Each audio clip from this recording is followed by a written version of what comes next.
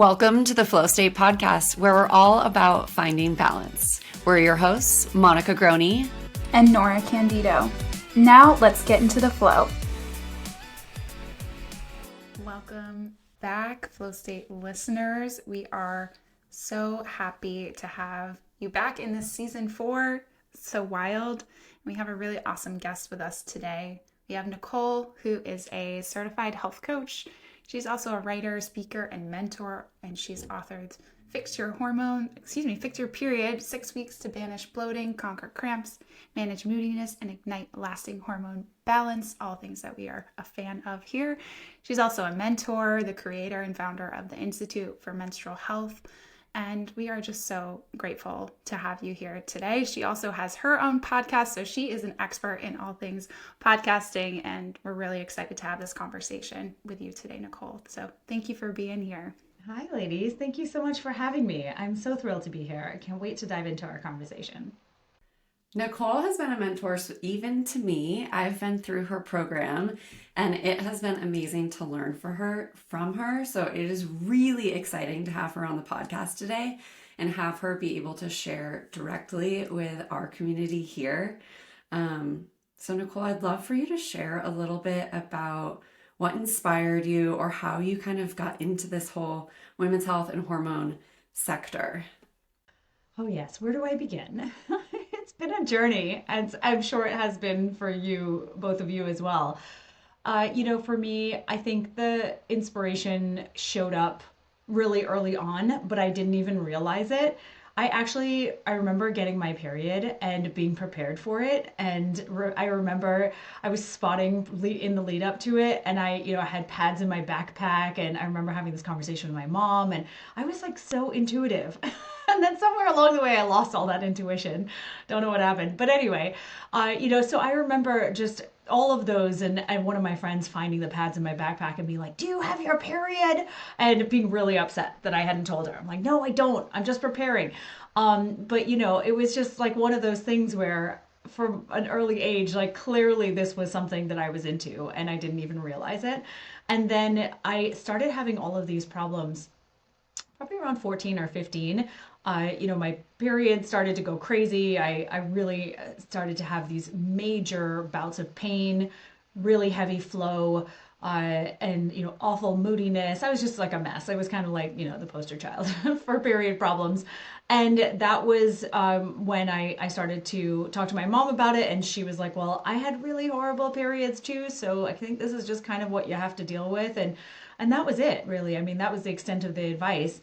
And so I finally saw my mom's gynecologist, and she decided to put me on the pill for all of my period woes. And that, I think, was really a turning point because, first of all, it made me feel like this is great. I now have a regular period. I now have pain-free periods. It's not that heavy. My moods are all stable now. So I felt like I'd found a solution. Yeah. I mean, I feel like somebody of us can relate to that. And then the pill screwed me. It was like 2-3 years into it, I started to have all of these, what felt like seemingly unrelated side effects. And the side effects ranged from hair loss to painful sex, to vaginal dryness, to chronic yeast infections, UTIs, like joint pain. I could go on and on. I had melasma like all over my face. I remember a dermatologist telling me that at least you're still pretty. I know, ridiculous. And sometimes, this is just the stuff that happens to us and it is what it is kind of thing. I remember feeling like I just heard that a lot throughout the process of trying to find solutions and answers to all these symptoms that I had while being on the pill. It was just kind of like, well, this is just your lot in life, or, these things just happen sometimes. Yeah, not a lot of explanations. And I mean, I ended up doing a colonoscopy because I had such horrible digestive issues on the pill. They tested me for rheumatoid arthritis. Like I could go on. And it was multiple doctors, multiple years. And then I ended up in the ER with an allergic reaction to a UTI medication. And I'm sitting there, like 104 fever, bright red hives all over my body. And the next day I'm in college. And so the next day I go to school, and a friend of mine who's been trying to get me to see her acupuncturist for a million years was like, okay, are you going to go now? So okay, fine, shoot, I'll go to see your acupuncturist. And that was really the first time someone explained it to me what could be going on. It was a shock. And you know what's so hilarious is that he explains this in such amazingly simple terms, and I'm like, yeah, I don't believe you. I was like, the pill, no way. And well, here we are. So, that really was for me, I think, like seeing that acupuncturist over 20 years ago, or about 20 years ago now, was the catalyst, I think, for this journey. And so suddenly I was trying all these different health modalities, and I was changing my diet and taking all these Chinese herbs and doing all of these things. And then having conversations with a lot of other people in my life about the issues I was dealing with and the things they had problems with. And it just naturally unfolded. And so I ended up doing training and working towards writing this book and doing all these other things. So yeah, so that's kind of how I got here. But it's been a long journey for sure. Yeah, definitely resonate with a lot of that, it's just so sad. And like how often I hear that from other people too. And they find just so much validation from hearing us say the same things when like they think that they're crazy, or they just feel so isolated and alone in this experience. But it is so incredibly common, which is tragic. Like, when is it going to sink in? When are providers going to stop using this as our first line of birth control? Like, why don't we empower people and give them the knowledge? Like, there are so many things that we can do. It's so hard though too, because our providers just don't have the time to do like what all of us here do, of actually educating on the lifestyle improvements and the small steps that can make big impacts. They don't have the time to get people to like stay on those regimens. And so the world really needs the people like us who are like spreading this. But Nicole, I'd be super curious to hear, like, what was it that acupuncturist said to you about birth control that really made it click for you? Because I'm sure that there are even people listening who are in the position of like, wait, what is it about birth control that I should know that I don't know? So what was that really kind of like made you be like, oh my God? Yeah, that's a great question. Well, the first thing he said to me was, well, he asked if I was on the pill. I filled out a form and I said yes. And that was funny because I don't know that really anyone had asked that in a way that they were trying to actually figure things out. So he asked that, and then we had a conversation about it. I'll never forget. He goes, so you're on the pill. And it felt almost accusatory at the time. And I said, yes, I am. And I've been on it, since I was 18, 19, something like that. So it's been about 3 years, 2 or 3 years. And so he then said to me, well, I think the pill is part of the problems that you're experiencing. And that's when I looked at him and I was like, dude, please give me a break, But honestly, it's like hilarious to me when I think about all the things I had been through, the fact that no one had even questioned it. And so he was the first one, like I said. And so I said, okay, well, why would that be? And so then he started to explain that, the pill prevents pregnancy by inhibiting ovulation, and which is, the release of the egg from the ovary. And basically it does this by suppressing the hormones that come from the brain that trigger, the maturation of the egg in the ovary. And so I was like, okay. And so he was just like, so it's doing that. And what it's doing is it's stopping all the production of these hormones that you really need for so many aspects of your health. I'm obviously paraphrasing, but that was essentially the gist of it. So that was really the first time in my life, and I'm in my early 20s at this point, that I'd really heard anything like that. And I think that that's so relatable for so many women, right? It's like nobody has ever said anything like that to me. I never even got this kind of information when I was prescribed the pill. I mean, I remember when I went to my gynecologist, she just wrote up a prescription for me right as after I finished saying to her all of these problems that I was experiencing, and never once, I don't think ever, said anything to me about any adverse effects ever. And so I think that that's so relatable universally for so many people who are prescribed this thing. Yeah, that's absolutely. And just really unfortunate again. And glad we have platforms, and hopefully we are a part of this change now. And yeah, I'm curious, what was your experience like in then coming off of the pill? I feel like thankfully I had this information. And so I understood now, okay, this is what the pill is doing. And I really used the acupuncture, the dietary lifestyle changes, and the stress management practices and the herbal remedies that he was giving me as a bit of a buffer. So I felt like I was really able to cushion the transition off of the pill. And so when I did come off of it, really I was terrified, naturally, but I knew that I was in good hands. And so I remember coming off of it, and because I was in, it's like sort of finishing up college at the time. So I had just had my last pack. I was like, all right, I guess I'm just going to take this last pack and see what happens. And so when I did, I remember for the first time ever, really, since my early teenage years, having a period that didn't just completely take me out.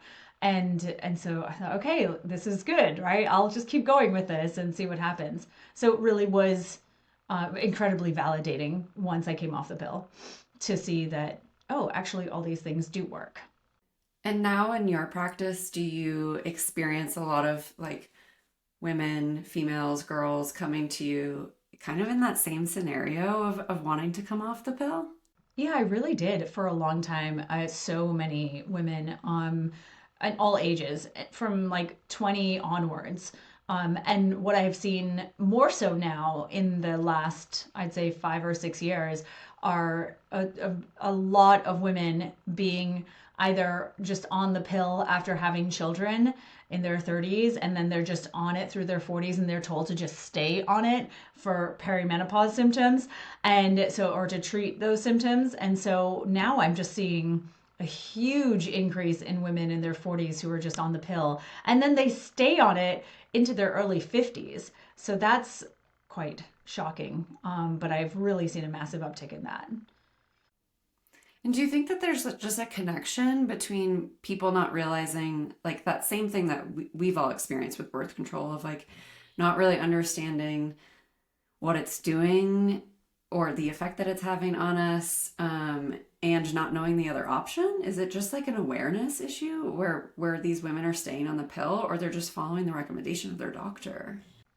I think it's probably a combination of things. I mean, I'm sure both of you have encountered this so many times where someone says to you, or many people say to you, I just had no idea. If someone had said something to me, they told me that this was, there were so many side effects, or this is how these oral contraceptives affect me or affect my body, I really might have made a different decision. And then there's, of course, like the information, it's either the lack of information or the information that's withheld around alternatives. Not that we have like a wide array of amazing alternatives, but I feel like there are other options. And I find that like the vast majority of women just have no idea about alternatives. They have no idea about what they were really signing up for. Just such a lack of informed consent. And yeah, like I think that when you're told to just stay on the pill in your 40s, if you've been sort of in the hamster wheel, I suppose you could say, of conventional medicine, then you kind of just keep going with that, right? You just sort of stick with what you know. And so I found that to be the case as well. Yeah, when I hear that, it's so weird to think about turning the body's hormone production system on like a faucet, like just turning it on and off. Like, okay, like you want to get pregnant, come off the pill, have the baby. Now let's go back on the pill to prevent another pregnancy. And like, yes, in theory, that is how it can work. It does not always work for a lot of people that way, and that it takes a lot of time to recalibrate and your body to start making its own hormones and re-regulate itself. But I mean, I really want to dive in today about really like the benefits around ovulation and things that we're all alluding to in this conversation. And I'm just curious to know, obviously from your experience and helping tens of thousands of people, what are some of the most common period symptoms or problems that you see on the day-to-day? I agree with you, and I would say that the most common problems I see, just in my experience, either in my practice or on social media and in my inbox and whatnot, are irregular cycles. So irregular ovulation, surprise, surprise, and with that comes but the thing is they don't even realize, right? Like they don't even necessarily know they have irregular cycles. It's just what I'm deducing from what they're saying. But with that comes uh, heavy to very heavy periods and long periods. So they're just, bleeding for 7, 10, 12, 20 days in some cases. And then also I'm really starting to, and then also period pain and mood changes and emotional changes with their cycles. So I'd say those are like the top ones that I see. And then I'm really starting to see so much more what is called primary ovarian insufficiency, or premature ovarian failure is what it's used to be called. And so that's really just, and again, like really what that comes down to is ovarian dysfunction, right? So we're really just seeing a lot of ovarian dysfunction, generally speaking. And of course, it manifests as various symptoms. Yeah. Yeah. I mean, I see that as just like this brain to ovary connection. And again, when birth control is just severing that communication pathway, how can we help to reestablish, have the brain sending the signals to the ovary to grow the follicle, nurture it, release the egg, all of the things. And honestly, for me, the biggest thing I think this all boils down to is stress. I think stress is like the leading cause of a lot of the disruptions that we see in women's cycles. And um, yeah, it's inherent. It's a part of our world. We can't escape it. I don't see it's an unavoidable. It's just knowing what are some things that we can do to help support your body and help it to feel safe. Like we have to be able to recreate and send that signal to the body that like, okay, we actually can expend energy. We can procreate, we can have a child, we can grow a human. We have those extra resources. Whereas if we're in this fight or flight, go, go, go, nonstop mentality, of course the body's not going to be priming us and being like, yes, this is the perfect time. Exactly right.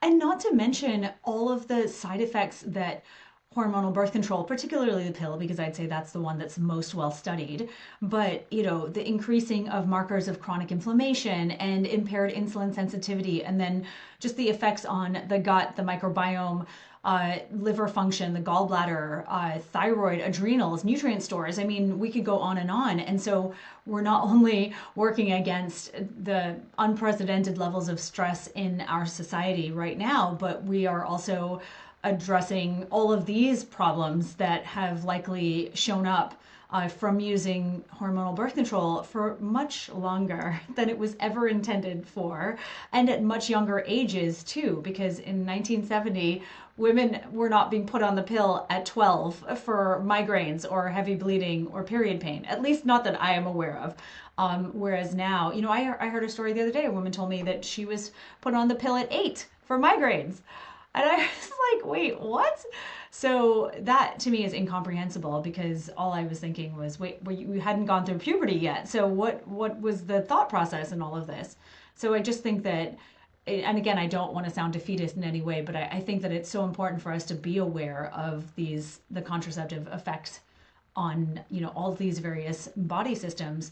And then on top of it, the fact that, we have all of the external stressors, I suppose you could say. Yeah, it's not even just birth control either. I mean, I think we obviously talk about birth control a lot being female focused, but I think a lot of things are overprescribed, and all of those medications have effects on the bodily systems, the liver, the our nutrient stores, and it's just how our medicine has been for the last 50 plus years of, oh, you have a problem, here's a prescription.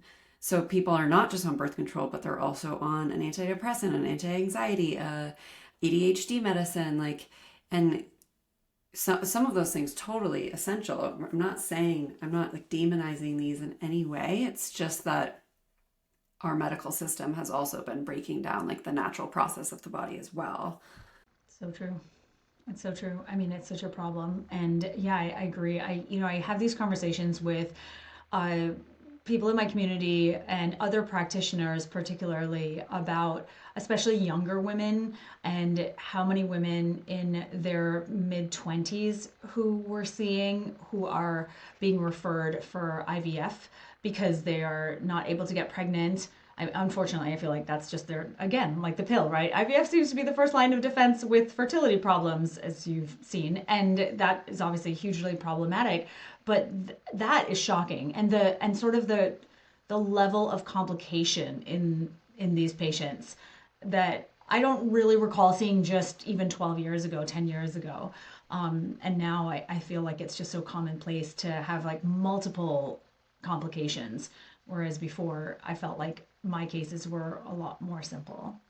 Yeah, I've definitely seen that a lot in my own personal circles of just knowing so many more people. And even we've talked about this a little bit on the podcast before, but the narrative around like, oh, you should get your AMH or your egg levels checked, whereas that is not the best or most accurate measure of your chance of conceiving. Even if you have a lower AMH number, you can still have amazing quality eggs and have no issue. But just kind of instilling this narrative of like, it's going to be hard for you. It's going to be difficult to get pregnant. Oh, you should freeze your eggs now. And like all I see is just dollar signs popping up over these providers' heads, and it's like an opportunity. But if I could just tell any of these people of like, that doesn't have to be your story. Like, do what is the most supportive thing for you. Like, do the things that are in your power, whatever that can be. Just don't fall victim into, oh, this narrative. Like, I don't think a lot of them have the best interest for people, which is really sad. Yeah, preach. I agree with you completely. I know, and I really struggle with this. I really do, because I feel like for us, we really are walking a very fine line of empowering women to, make more informed choices, and at the same time, we're coming up against a trillion maybe industry. When we combine the pharmaceutical companies and the fertility industry and all of it, and it's so challenging because we're so conditioned to want that quick fix, that fast solution. And apparently, even getting pregnant and having a baby falls into that category, and it's so problematic. And so I feel like our work is doubly hard because we're trying to convince women, well, this is what you really need, and this is what you actually need for healthy pregnancy and a healthy baby and a healthy child post having that baby. It's just there's so much that goes into it, and because people have been left in the dark for so long, you have to re-educate them, and that it's really hard to do that, I found. Yeah. And a healthy mama. Yes, and a healthy mama, exactly, right? I know. Too many tangents. But it's true. It is true. So yeah, we talked about, like, I see a lot of these as well. Irregular cycles, longer cycles, or really long, heavy bleeds, just kind of all over the place. And we talk about luteal phase defect, and I would love to just dive in a little bit more into this topic today and some of those common problems that we do see and how we support them. Oh yeah, absolutely. So luteal phase defect or deficiency, I usually say deficiency, trying to move away from the defect thing, so many women feel defective already. Not that, there's anything wrong with using the term because that's technically the term, but, that's one of the things I see so much of, right? We were talking about the irregular cycles or irregular ovulation, and and again too, like I always try to say to women who I work with, like your ovulation and your hormones aren't really the problem. They're just sort of the signs of the problem. They're the signs of the underlying problems or the causes of them. And so I'm always saying, like, there are contributing factors to this. And so luteal phase deficiency is essentially when you have a luteal phase that's shorter than 10 days. So basically 9 days or less. And that to me indicates that ovulation is occurring potentially, but it's not healthy. It's not coming from a healthy follicle. And what is always so shocking to the women I talk to is that that tiny little follicle, it's like, it produces an egg that's one cell thick, is responsible for producing all of the progesterone in your whole cycle. And they're always amazed by that. And so that's really what we have to focus on. Like, what's causing your ovary to not be healthy? Why is it that that follicle it doesn't have the capacity to produce enough progesterone to make sure that luteal phase is at least 10 days long. And so, just so everyone knows, when that little follicle bursts open and the egg comes out into the fallopian tube, it lasts for 12 to 24 hours and then disintegrates, or there'll be a pregnancy. It'll meet up with a little sperm cell. But that follicle where the egg came from is now producing all of that progesterone. And that progesterone in the second half of your cycle is basically the determinant for when you get your next period, right? So like if you're making enough progesterone, then your luteal phase will be a good healthy 12 to 14 days in most cases. And if you're not, then it will be shorter than that. And so progesterone is like the indicator to your uterine lining on when it should start to shed. And so that's really where we run into problems. Like I said, we're running into issues with the ovarian follicle health, the health of the ovary overall, and, everything we were talking about, right? Like the stress and our environment and our nutrient deficiencies and, everything that the pill affects that, is affected by our environment in general. All of those impact our ovaries. And so I feel like there's a bit of re-education that really needs to happen in the sense that not only do we have to explain like how all of this works, but also like I want everyone to understand that all of your life choices will impact, like everything is connected, like the whole system is like one big web. And if you touch a spider web in one spot, it'll cause problems all over the spider web. So I think that that's really something that we should know about, right? Because conventional medicine makes us think that all of our body systems are just sort of siloed off and one doesn't affect the other, particularly when you think about going to a specialist. Like you go to an OBGYN or you go to a GI doctor or you go to a dermatologist or whatever, and GI, OBGYN, dermatologist, they're all connected. All of those things, those systems in the body are connected, and yet no one's really talking to each other. So I think that it's really important for us to remember that, if anything, if nothing. And beyond, like with the luteal phase deficiency, beyond just like having shorter periods, shorter luteal phase, are there symptoms associated too that will come along for someone who's experiencing that like lower progesterone production? Yeah, I mean, so it could be that it's lower progesterone production or it's progesterone that's dropping prematurely before our actual period. And so, oftentimes, and when we think of progesterone, the progestation hormone, it's obviously helpful for pregnancy, but it's also so crucial for really like pretty much every system in the body, but particularly brain and cognitive function, emotional health and reasoning, as well as our moods. And so when we think about the emotional symptoms that come in the second half of our cycle, there's no wonder to me that we're in an epidemic of women experiencing all kinds of emotional issues and mental and emotional issues in that second half of their cycle, because we're in an epidemic of low or progesterone, or sort of like dysfunctional progesterone production is what I've found.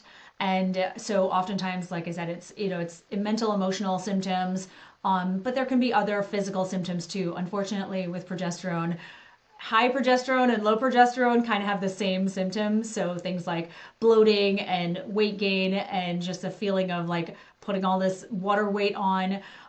So a lot of like those heavy type feelings and low energy, things like that tend to be symptoms that will show up. But also from a physical perspective, when you think of your period, what I tend to see a lot of too is spotting before your period. So spotting for 3, 5, 10 days, sometimes your entire luteal phase, you're just spotting before your period begins. So those are some of the things. And then also like physically, migraines, headaches, cramping before your period, because progesterone is a very potent anti-inflammatory hormone. So when we lose it, that menstrual cycle, like the kickoff of the menstrual cycle, really is like an inflammatory event.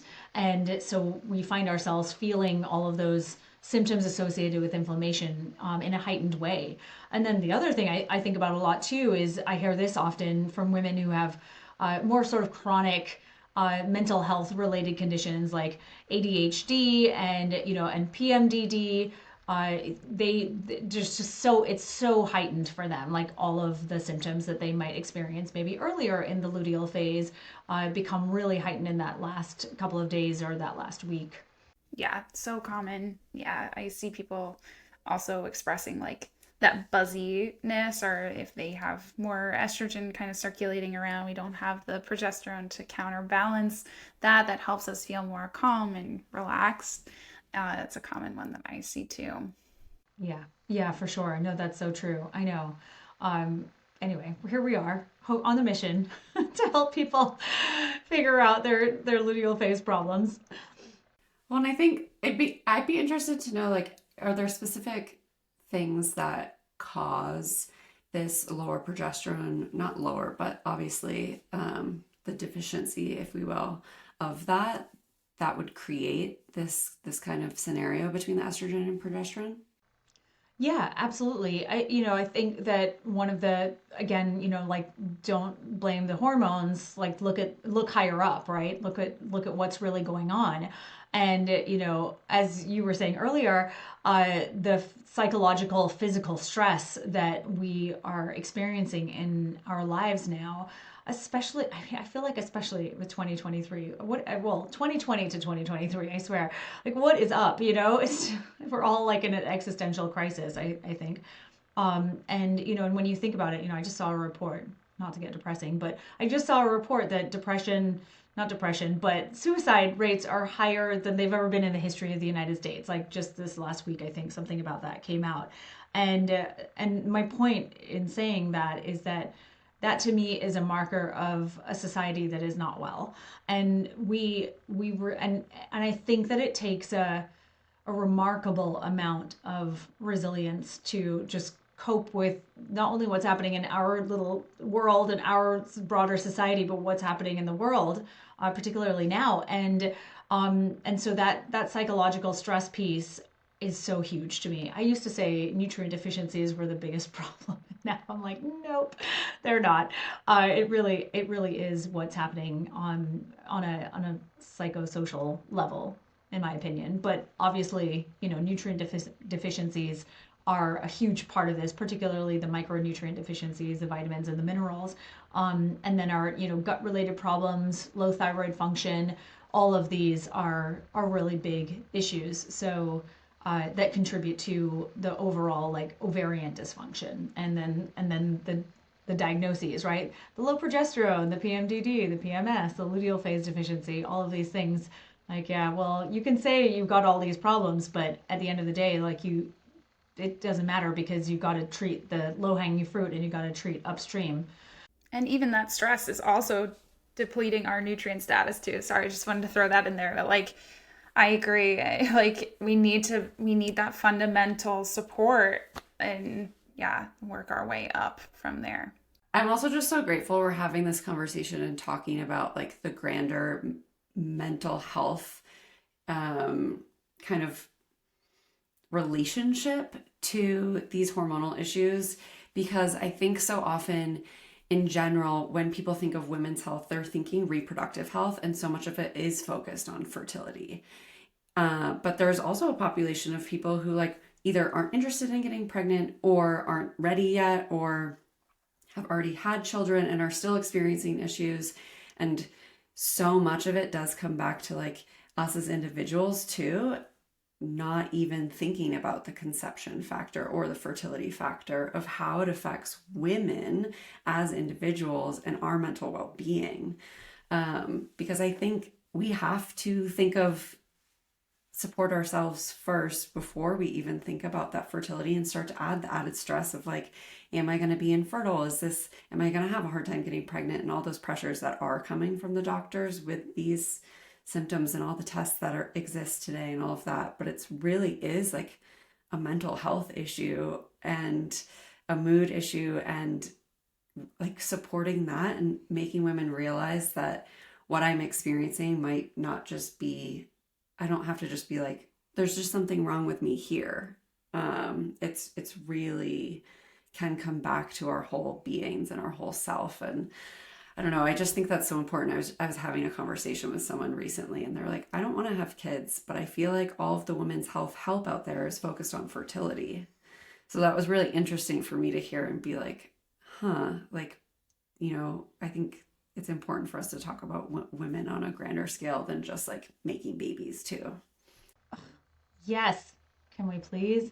As someone who does not have children in her 40s, yes, I would agree with that. And it's interesting that that was the reflection from the person you were speaking to, because I feel like that is definitely the main focus of so many practitioners in the women's health space is the fertility piece. And in my experience, and this was sort of like in my market research over the years, asking questions of my audience about, like what's their biggest fear of, if they don't deal with the problems that they've got. And the biggest fear is losing their fertility or not having the choice to have children if that's what they want to do. So many of them weren't sure whether they wanted it or not, but the loss of the choice was enough to drive them to buy things, to do things, to take action. And that honestly was by far, in my experience, the biggest fear that my audience has ever communicated to me. They don't really care too much about anything else but the potential loss of that choice, even though they might not want it at all. So there is really something, it's so intertwined in our identity. Yeah, I agree with that completely. For me, it all boils down to quality of life. Like my whole practice is just built around quality of life. Like we have so much, hopefully, life outside of even if you choose your child rearing years. And my heart breaks for all the different lifestyle phases that we go through where there just is not support for our bodies. And again, for me, it's the quality of life side of things. If people are in perimenopause for a decade and their sleep sucks all the time, and how that's going to impact every single area of your life and your relationship and how you show up as a human. And why aren't we supporting that? Like it is so much more than just the potential to have a child. Yes. Oh, thank you for saying that. I could not agree with you more. I feel like our expectations for our health as women have been so lowered. They're practically down at zero. And it's because every life stage, right? We get the messaging that it sucks. Right? Puberty is terrible. It's a nightmare. Being a teenager is also a nightmare. High school, oh God. High school girls, nightmare. Nightmare. We could go on. And then you're in your 20s and pregnancy is challenging. So you're going to have fertility problems. You might have fertility problems. So many girls are told that if they have PCOS, for instance, they're like, oh yeah, you're going to have a hard time getting pregnant. And then, and pregnancy is so challenging. And don't even get me started on childbirth because that's just a nightmare. And then postpartum, well, that really sucks too. And perimenopause, yeah, you may as well kill yourself. And then menopause, you're just dried up and old and you may as well just kill yourself again. Are you kidding me right now? It's just, how is it that every stage of the menstrual life cycle, we're told that it's just terrible and that you may as well just resign yourself to the terribleness of it and hope for the best in the next stage? I just can't. Just so many eye rolls. Drives me nuts. It doesn't have to suck. Yeah, exactly what Norah said. It's like quality of life. And I think that I would just like love more women to have that empowered feeling of, hey, me focusing on my hormone health, my menstrual health, my overall health, like it can be for me too, and not just like my future family, but me like thriving in my relationship with my partner, because perimenopause and menopause, like it gets harder to have intimacy and all of those things because of what's happening in our bodies. And that brings connection and all of those pieces play into all of this, our energy, like how we can have relationships, all of that. So I just think I like want women to listen to this and feel like, oh, it doesn't just have to be for my future fertility or that chance. Obviously, yes, we all want to have that opportunity if that's what we'd like, but I think it's also just having a fuller, exciting, more joyful life as well, and being able to really feel like we did our best with our bodies. Yes, just like raising our expectations for, like you said, the quality of life, for our quality of life, and for, just our like day-to-day living. Because the feeling I just get is that, again, that so many women, particularly in that perimenopause window, have just resigned themselves to feeling like crap, and that's really it. And they've been they feel so defeated from their past healthcare experiences. They don't even know how to advocate for themselves, and they don't know what that looks like, and they don't even know who to go to begin with. So it's really it's a very unfortunate situation. But I feel like the tide is definitely changing, though. Like we're definitely on the right path and moving in the right direction, I feel like. Yeah.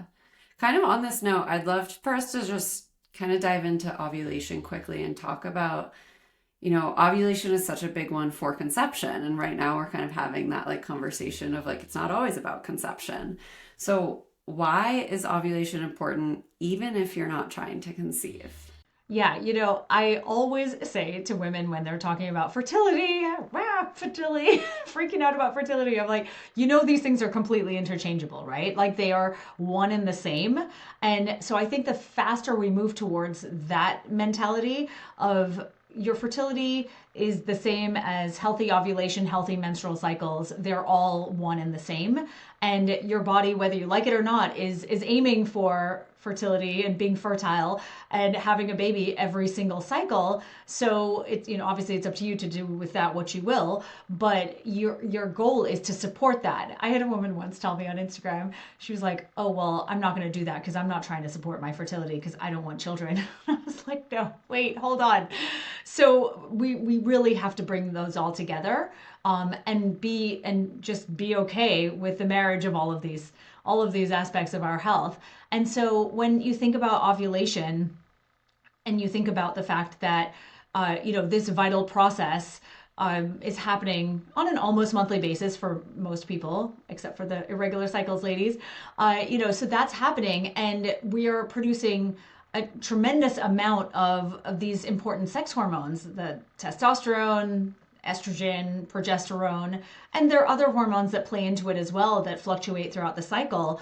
That are obviously based on the rhythm of the ovulatory cycle. So, we have all of that happening. And, I talked about progesterone a little bit, but, when I think about like for instance, the progesterone's effect on the mood, like I was talking about, right? Like progesterone produces something called allopregnanolone. So that's a neurosteroid, and that stimulates our GABA receptors. And GABA receptors in the brain are, once they are stimulated by this allopregnanolone, it creates this like remarkable calming effect on the body, right? So it has this incredible effect. And yet so many of us are so deficient in our progesterone because of we're either not ovulating because of the stress, or we're ovulating irregularly. We're just not producing enough of it. And then we go, what sounds like or feels like crazy in that second half of our cycles. And we don't really know why, and no one can really tell us why, and we're offered an antidepressant. And so I'm just thinking, well, like what's going on with your ovulation? So, I think about that, just like that one little effect of progesterone. It's, downstream, it produces allopregnanolone, and that produces or that affects your GABA receptors, and then that calms you down. Some people take GABA. So, there's ways to sort of dig a little bit deeper. So there's that. And then progesterone is amazing for our skin. It actually balances out the melanocytes that are produced, whereas estrogen is actually like a pusher of the melanocytes. So that's why, when I was on the pill, I had all this estrogen, no progesterone, I had melasma all over my face. All of that kind of makes sense. I think about, again, the brain, our sleep, our, like we talked about mood, but just our physical health. Like estradiol is incredibly important for vaginal tissue and, integrity of the vaginal tissue and vaginal lubrication so that we don't have painful sex, so that we stabilize our vaginal microbiome. There's all of that. And then there's also like hair and skin and nails. And then there's heart health and cardiovascular health. Yes, exactly. And muscle, right? So it's like basically everything that's in your body is impacted. I think we have receptors on, every single cell in our body for estrogen. Which is why when you're in a low estrogen state, like on the pill, or when you get your period, or right before your period, you don't feel so great, and those are of course exacerbated. And so I really just like want everyone to know that, first of all, your period is sort of like not the main star of the show. I call ovulation the star of the show, and it really is, because it's the thing that gives you your period, and you really wouldn't have one if you didn't have the ovulation piece. And also that your period, again, is just a barometer of your overall health. It's just telling you something is going on with your health. And so it's not the problem.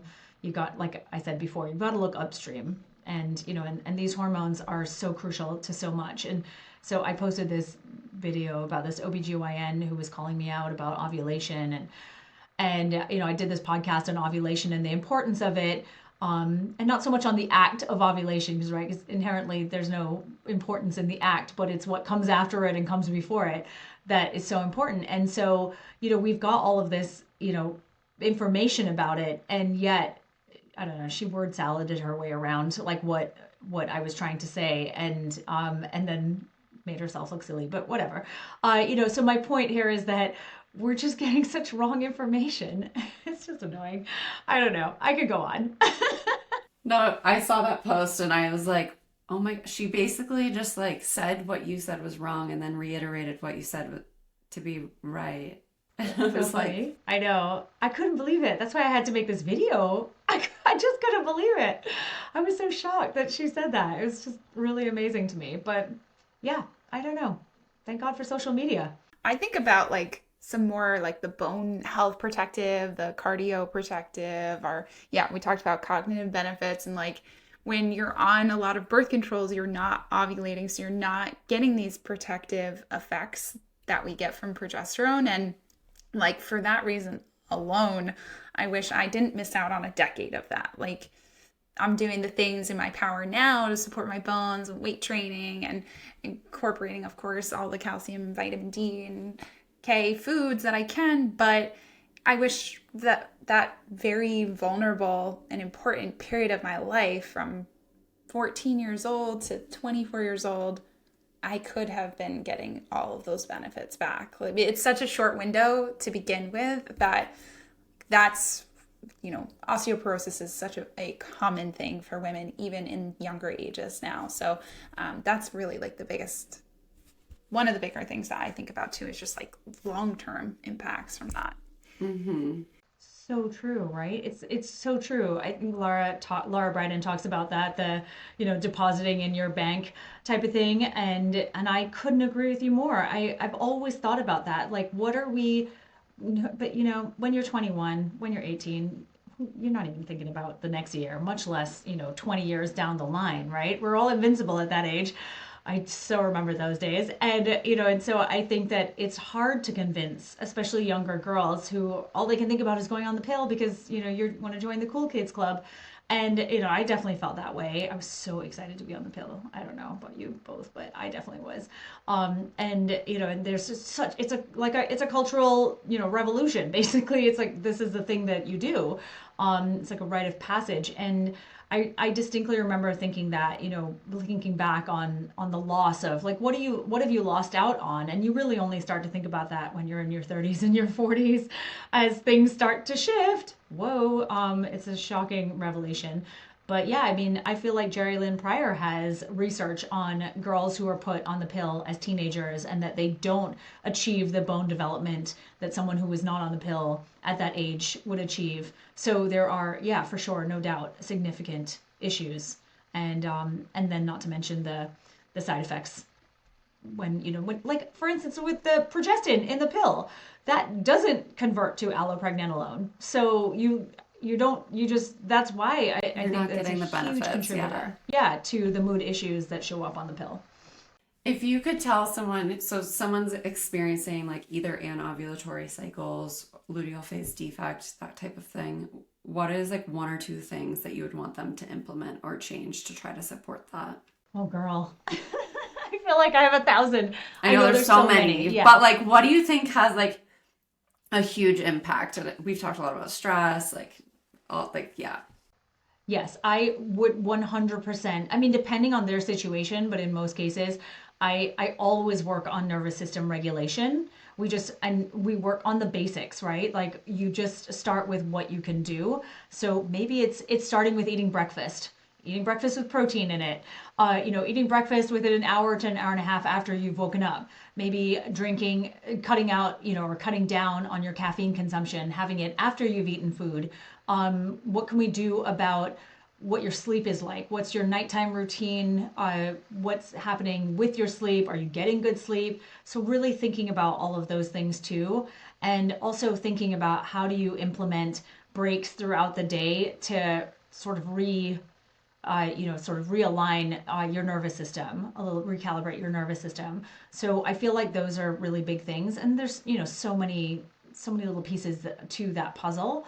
And then yeah, like the nutrition side of things, like how can we control that? Like what can you do differently to support your blood sugar? Because your blood sugar, when it's dysregulated, as you both know, is such an internal stressor. And so what can we do to start to move the needle on your blood sugar? And in many cases, I have a client, wear a CGM, the back of their arm, a continuous glucose monitor for anyone who doesn't know what that is, so that they can really see in real time. I found my clients over the years really appreciate the data. And when they can see it very clearly, especially after, as you both know, right, never being really given any information, just being told, well, this is just how it is. They're like, oh, wait a second, I can see what's going on with my blood sugar. I can see what's going on with my stress if I wear an Aura ring or, some other device. And my sleep as well. So when they can really measure it and see that tangible result, then I found that that's really useful. So those are the two low-hanging fruits that I usually start with. Yeah, I feel like those are big ones for sure. And easy to implement, like super easy to make small changes there, like eating when you wake up or having a better sleep routine. All of those things, they're relatively like cost effective, and it just takes the discipline to implement. Yes, it does. And also reminding women too that your body is not broken. Your body is sending you signals. It's not just inherently dysfunctional. Let's look at the outside world and talk about dysfunction. Your body is just responding exactly the way it's supposed to respond to the dysfunction. And also reminding them too that it's not going to take some like great massive effort. I mean, in some cases it might, to start seeing results, because I think we've been led to believe that, right? Your body just isn't that great. There's something wrong with it. And then on top of that, it's going to take a huge amount of effort to fix the problems, when in fact, like you said, those small changes really, really add up. And that's what is always so surprising, I think, is that they just can't believe that one little thing that they did. Like one girl I had, she was like, I just started chewing my food properly. And I had a more regular period. Like, what? I was like, well, you calmed your nervous system down. That does it. So, people are always just stunned by this, because I think they've just been led to believe that it's going to take massive intervention for them to feel better. It's also so common too that I see that a lot of times we have the answers. Like we know what we need the most, and then we just need to be asked. And then actually go out and do that thing. Like around sleep, people are like, I know I'm not getting very good sleep. And you're like, okay, how are we going to change that? Right? I know. We just need someone to give us permission to do these things sometimes. Yes. All right. We love to wrap up our episodes with our guests. Let listeners get to know you a little bit more with a couple of lightning round questions. So I'm going to kick it off here and ask, what is your favorite meal to cook or consume? Okay, so I'm really boring, but I really like usually in the summertime, a good barbecued steak and sweet potato and like salad, greens of some kind of veggies. So that's basically boring in me. Not boring. I feel like that's like the perfect meal. It is. So I know it's just so perfectly filling. I just love it. Yeah. Do you prefer your AM or PM routine? I would say my AM routine because I have more energy for it. So, yeah, I find that my AM routine, I find that there's a lot of pressure, right, to do this whole PM routine, and sometimes you just don't have the energy for it. And so I'm like, okay, well then focus on your morning and that set your day up that way. So yeah, for me it's just because it's sunlight's out, I have more energy for it. Love and agree. What is your favorite period product of choice? I would say my period underwear. That's really been a game changer in my life. I just tampons and pads were always just a pain for me. I'm my husband calls me like the most unprepared period girl, because I'm always forgetting these things. But period underwear just like goes with me wherever I go. It's like I'm traveling or something like that. I still haven't tried period underwear. Oh, really? Yeah, I need to do it. Yeah, girl, you need to. Definitely. There's so many good friends. I was going to say, Nicole, you have to borrow some of that like middle school Nicole energy that brought pads with her all around in her backpack. Where is she? It's so true. I don't understand why I have not channeled her. I know. When I think about her intuition around her body, like take me back to my 11-year-old self because I knew what was up. I know. It's so true. I appreciate you reminding me of that. Okay, last question is what is one book that has had significant impact on you? I would say from a women's health perspective, I would say Christiane Northrup's book, The Women's Bodies, Women's Wisdom, that I read that I didn't read all of it, be honest, because it's a Bible.